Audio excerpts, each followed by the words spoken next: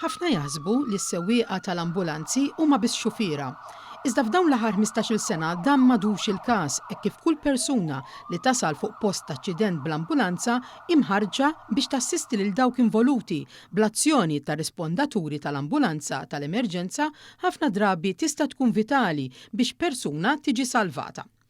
One News tkellem ma' Dr. Patrick Farrugia, Clinical Chairperson fl-Isptar Mater Dei li għandu r-responsabilità fuq it-qassim u l-operat effiċjenti fid-Dipartiment tal-Emerġenza.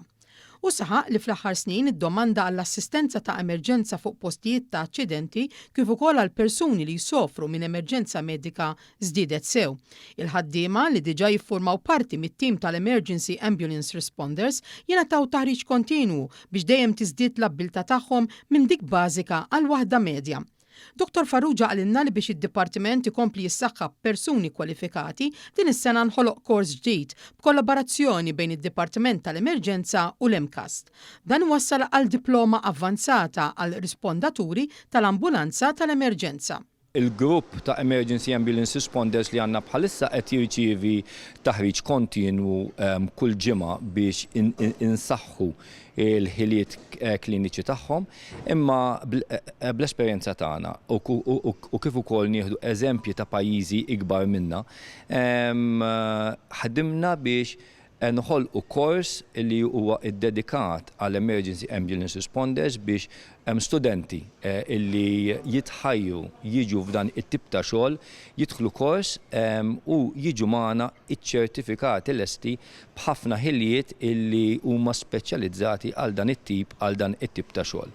Dan il-kors hu miftuħ kemm għan-nisa kif ukoll għall-irġiel u mifrux fuq sentejn, waqt li hu apprendistat u għalhekk se joffri esperjenza prattika sa mill-bidu tiegħu. Dr. Farrugia qal li llum il-ġurnata m'hemmx għalfejn ikollok xi saħħa fiżika biex tagħmel xogħol ta' risponditur ta' emerġenza hekk kif sar avvanz kbir fil-faċilitajiet u l-makkinarju li jgħinu fit-tqandil tal-pazjenti.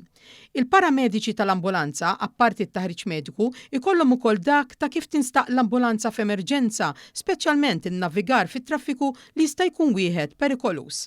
Dr. Patrick Farrugia appella liż-żgħażagħ li jixtiequ karriera li żgur tagħtihom sodisfazzjon biex japplikaw għal dan il-kors li se jibda minn Ottubru li ġej.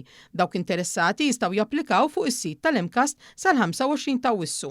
Lil dawk iż-żgħażagħ li qegħdin ifittxu xogħol li huwa interessanti huwa xogħol li joffri għajnuna immedjata għal ħafna nies, dan huwa kors l-ewwel darba f'Malta li jwassal għal klassi ta' ħaddiema essenzjali fis-servizz tal-ambulanzi. Bħalissa id-Dipartiment tal-Emerġenza għandu 11 l-ambulanza mamrin bl-aħħar teknoloġija, 2 vetturi għat-tobba tal-emerġenza li fil-jiem li ġejjin se jiżdiedu għal 4, kif ukoll 3 vetturi utilizzati minn infermieri tal-emerġenza li wkoll se jkunu qed jiżdiedu fil-futur qarib. Dr. Farrugia sostna li b'dan il-mod id-Dipartiment imur għand il-pazjent u jingħata l-istess għajnuna daqs li kieku iddaħħal mill-ewwel l-isptar. Il-makkinarju kollu fl-ambulanza bħal ECG u mqabbad dirett mal-Isptar Mater Dei biex ikun assigurat li ma jintilef l-ebda ħin. Minkejja dan hu sostna li wieħed irid japprezza li bejn il-ħin x'in tidħol it-telefonata fuq in-numru 112 sakemm tasal l-ambulanza fuq il-post xi kultant jgħaddi aktar mis-soltu minħabba li l-ambulanzi jkunu qed jirrispondu fuq każi aktar gravi, kif ġara fl-aħħar jiem meta f'ġurnata partikolari irrispondew għal 5 aċċidenti serji fl-istess ħin.